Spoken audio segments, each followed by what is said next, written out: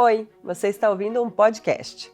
Mas você já parou para pensar de onde vem esse nome? Eu respondo, vem de Steve Jobs. O termo podcast é uma junção das palavras iPod e broadcast. iPod é o dispositivo da Apple que reproduz áudio e se você tem menos de 20 anos, não deve nem saber o que é. Já broadcast significa transmissão em inglês. O termo foi cunhado por um jornalista britânico em um artigo que falava da revolução do rádio amador há mais de 20 anos, depois que a Apple lançou, em 2001, o seu primeiro dispositivo portátil que transformou a forma como as pessoas ouviam, armazenavam e compartilhavam música. Mas essa história aqui não é a história do iPod, nem da criação dos podcasts. É a história de Steve Jobs, o cara que também criou o iPhone, esse dispositivo aí que muito provavelmente é o que você está usando para assistir ou ouvir este episódio. E é também a história da criação da Apple, a empresa fundada em 1976 por dois Steves, o Jobs e o Wozniak,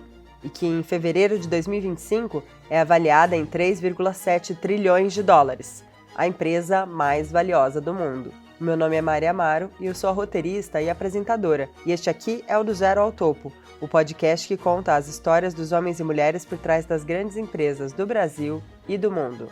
Mas este aqui não é um episódio tradicional. Você está ouvindo ao Do Zero ao Topo Personalidades, a nossa edição que conta as histórias dos grandes inovadores. Se você está acompanhando a gente pelo YouTube, se inscreva no nosso canal se ainda não for inscrito. E se estiver ouvindo a gente no seu agregador de podcasts favorito, você também pode seguir a gente por aí. Agora vamos para a história de hoje? Não faltam adjetivos para descrever Steve Jobs. Gênio, visionário, eloquente, articulado, intenso, comprometido, workaholic, mas também há quem diga impiedoso, traiçoeiro e até cruel. A vida e a obra de Steve Jobs são exemplos constantes em livros de negócios que descrevem como ele tinha um aspecto de líder nato e até meio sedutor, que fazia com que as pessoas quisessem segui-lo, mas também mostra como ele podia pressionar e até difamar os seus dissidentes. Uma pessoa que não hesitava em deixar os outros para trás para atingir os seus objetivos. Mas antes de chegar nos objetivos e no legado de Steve Jobs, vamos voltar lá para 24 de fevereiro de 1955. Pois é, se o Steve Jobs estivesse vivo, completaria 70 anos em 2025. Stephen Paul Jobs nasceu em São Francisco, na Califórnia, nos Estados Unidos, filho de um imigrante sírio, Abdul Fattah Jandali, e da norte-americana Joanne Schiebel, então estudantes universitários. Ele foi colocado para adoção logo ao nascer e foi adotado e criado pelo casal Paul e Clara Jobs, em Cupertino, na Califórnia, onde fica a sede da Apple, no Vale do Silício. A adoção não foi tranquila, porque os seus pais adotivos não haviam completado os estudos e a sua mãe biológica só aceitou assinar os papéis de adoção definitivos quando o casal se comprometeu a mandar a criança para a faculdade quando crescesse. E por falar em crescer, Jobs cresceu no local onde hoje se concentram algumas das maiores empresas de tecnologia do mundo e interessava-se por engenharia, eletrônica e computação. Ainda antes de entrar na faculdade, foi apresentado a um rapaz um pouco mais velho que tinha muito em comum com ele, inclusive o primeiro nome. Era Steve Wozniak, mais conhecido como Woz, com quem ele fundou a Apple anos depois. Os dois logo ficaram amigos e trabalharam em projetos paralelos em conjunto, como o desenvolvimento de Blue Boxes, uma geringonça que permitia burlar os protocolos das companhias telefônicas e fazer ligações gratuitas para qualquer lugar. Como o produto era ilegal, acabou não indo para frente. Em 1972, seguindo aquelas exigências dos pais biológicos, Jobs entrou na faculdade. Mas não ficou muito tempo. É que ele não via utilidade no que estava sendo ensinado na universidade. E como sabia que a família gastava muito dinheiro com aquilo, decidiu abandonar o curso. Mesmo assim, ele continuou acompanhando algumas aulas como ouvinte e em 1974 foi trabalhar na Atari como designer de videogames. Na época, o seu amigo, Woz, trabalhava na HP e fazia bicos na empresa de jogos eletrônicos.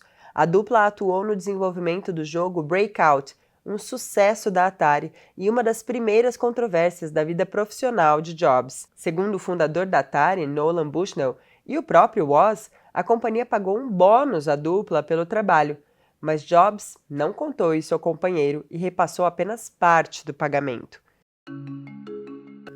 O episódio da Atari não impediu que os dois Steves continuassem a trabalhar juntos. Jobs sugeriu a Wozniak montar um negócio para comercializar as placas de computador desenvolvidas por Woz, o verdadeiro gênio tecnológico por trás da Apple no início. E a Apple foi fundada em 1976 com a produção manual do Apple I na garagem dos Jobs.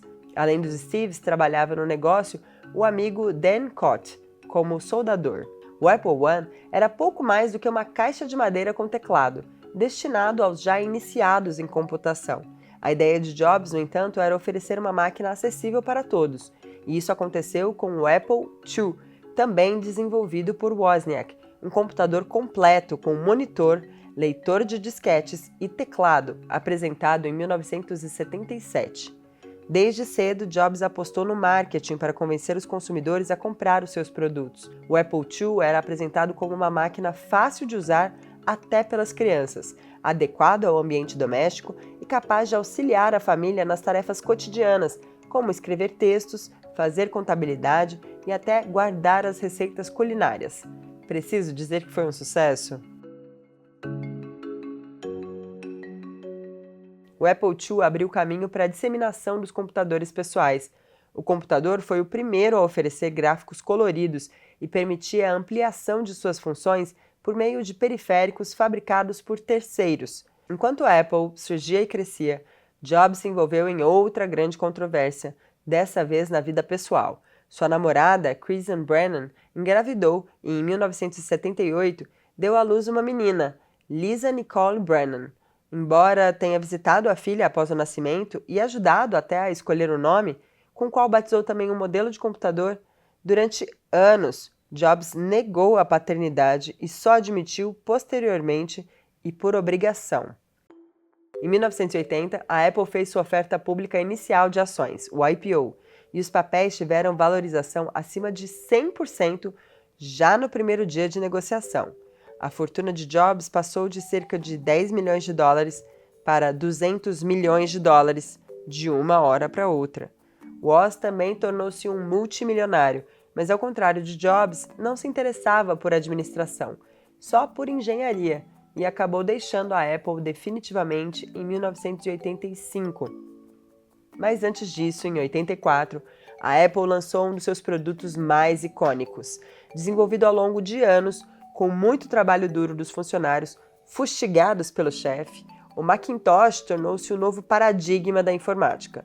Pela primeira vez, um microcomputador contava com um mouse e uma interface gráfica fácil de usar, com pastas, janelas e menus, como conhecemos hoje. Para o lançamento, Jobs fez um grande mise-en-scène. Contratou o cineasta Ridley Scott para dirigir o comercial do produto, exibido no Super Bowl de 1984, a final do campeonato de futebol americano. On January 24th, Apple Computer will introduce Macintosh. And you'll see why 1984 won't be like 1984. O computador em si foi revelado pelo próprio Jobs numa conferência com um auditório lotado, o que se tornaria sua marca registrada nos anos seguintes, quando da apresentação de produtos, elevando-o ao status de ídolo pop. Embora tenha se tornado um sucesso de vendas, inicialmente o Mac foi mal e a liderança de Jobs foi parar na berlinda. Em 1983, ele próprio havia contratado o então CEO da PepsiCo, John Sculley, para ser CEO da Apple, perguntando se o executivo queria passar o resto da vida vendendo água com açúcar ou se ele queria mudar o mundo. Sculley quis mudar não só o mundo, mas a gestão da Apple também, e em 1985 articulou com o conselho da empresa o afastamento do fundador. Foi um golpe, mas pouco tempo depois Jobs já estava de volta aos negócios. Em 1986, ele decidiu se aventurar por outro setor e comprou a divisão de computação gráfica da Lucasfilm, a Pixar, e a transformou numa potência da animação. Foi sob a sua tutela que a empresa lançou Toy Story em 1995, o primeiro longa 100% animado por computador, que foi um sucesso de público. Star Command, come in. Do you read me? A abertura de capital da Pixar transformou Jobs de multimilionário a bilionário. Em 2006, ele vendeu o controle da companhia para a Disney. Paralelamente, o empresário fundou a Next, empresa de computadores voltadas ao setor de educação, que em 1996 seria adquirida pela própria Apple. Foi num dos computadores da marca que o criador da World Wide Web, Tim Berners-Lee, desenhou e hospedou a primeira página da rede. Enquanto isso, a Apple ia de mal a pior. O lançamento do Microsoft Windows em 1985, parecido com o sistema operacional do Mac, e a sua utilização possível em quase todos os PCs, levaram a empresa de Bill Gates ao domínio quase absoluto do mercado em 10 anos. A Microsoft havia trabalhado como fornecedora da Apple durante o desenvolvimento do Mac, e Jobs acusou Gates de ter roubado sua ideia. No entanto, o projeto original de uma interface gráfica do gênero para computadores havia sido criada originalmente pela Xerox, e foi nessa fonte que Jobs bebeu. Gates alegou ter feito o mesmo. A Apple estava à beira da falência quando comprou a Next. O então CEO Gilbert Amelio chamou Jobs de volta, inicialmente como consultor. Em 1997, o fundador voltou a ser CEO, um cargo que iria ocupar até 2011. Uma das primeiras decisões que tomou ao retornar ao comando da companhia foi firmar uma parceria com a Microsoft, do arquirrival Gates, para fornecimento de softwares para a Apple. O primeiro produto de sucesso lançado na segunda passagem de Jobs pela Apple foi o iMac, um computador compacto, colorido, que tinha bom desempenho e preço razoável. O iMac tornou-se o micro mais vendido nos Estados Unidos em 98 e ajudou a tirar a empresa do buraco. Um pouco mais de 10 anos depois da volta de Jobs, a Apple se tornaria a maior empresa do mundo em capitalização de mercado, marca que ainda ostenta. Se desde o início Jobs apostava no computador para uso pessoal, no novo milênio a Apple entrou de vez no nicho de equipamentos individuais e personalizados com o lançamento do iPod em 2001. Reprodutores de música para ouvir sozinho não eram novidade. O próprio Jobs era fã do antigo Walkman da Sony, mas pela primeira vez era possível guardar, organizar e ouvir uma quantidade enorme de músicas num aparelho compacto, bonito e fácil de usar. No lançamento do produto, Jobs disse que com um iPod, a sua biblioteca de música inteira cabe no seu bolso. O iPod, aliado ao lançamento da iTunes, a loja de músicas da Apple, marcou a entrada definitiva da companhia no ramo do entretenimento. Em pouco tempo, a companhia passou a ter uma força gigantesca na indústria fonográfica. Ao longo da primeira década do século XXI, a Apple se consolidou como uma marca dos produtos amados por seus clientes, um símbolo de status. Em 2007 veio outra revolução. Foi apresentado o iPhone, um aparelho celular que poderia fazer tudo, até ligações. A empresa passou a dominar parcela significativa do ramo de telecomunicações, popularizou o uso da internet em dispositivos móveis e catapultou o desenvolvimento de aplicativos para celulares. A legião de fãs só cresceu, assim como as filas para comprar novos produtos nas lojas da marca, exibidos quase como troféus. Os lucros e as ações foram para a estratosfera. O último grande lançamento da Apple sob Jobs foi o iPad, em 2010. No início, houve até um ceticismo sobre o aparelho, um misto entre computador e celular, que não era nem um e nem outro. Em pouco tempo, porém, se tornou um sucesso de vendas e sinônimo de tablet. O sucesso da Apple no novo século não foi isento de controvérsias. A companhia faturou alto com seus produtos cultuados, mas ao mesmo tempo foi criticada pelas más condições de trabalho nas fábricas que produzem seus aparelhos na China, com baixos salários, jornadas abusivas e até casos de suicídios. Em 2004, Jobs anunciou publicamente que sofria de um grave câncer no pâncreas.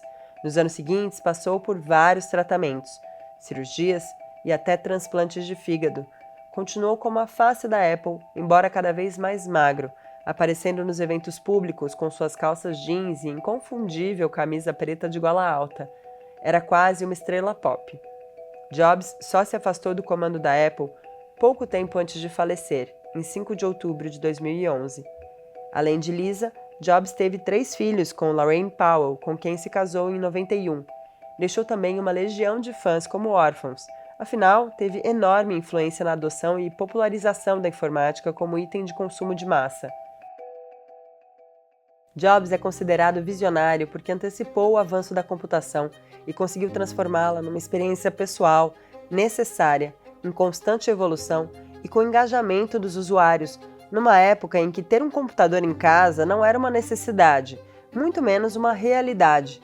A sua lógica não era atender à vontade do público, mas criar uma nova demanda que os consumidores sequer sabiam da existência e convencê-los da sua importância. Nos anos 80, chamou os microcomputadores de bicicletas do século XXI, antevendo a sua utilidade e disseminação. Nesse sentido, as criações da Apple sempre tiveram grande foco na experiência individual.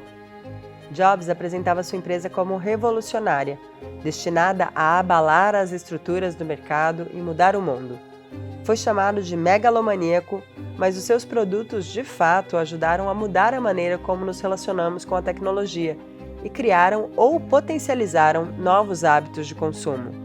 Desde o início, a sua marca tem uma legião de fãs, quase como uma seita. Nesse sentido, ele soube como ninguém adicionar o ingrediente emoção a algo impessoal, como uma empresa. Basta lembrar a longa lista de produtos da Apple que foram e ainda são objeto de desejo, mesmo que outras marcas ofereçam itens semelhantes e muitas vezes mais baratos. A empresa criada na garagem dos pais de Jobs nos anos 70 é hoje uma das maiores corporações do mundo, com valor de mercado de 3,7 trilhões de dólares.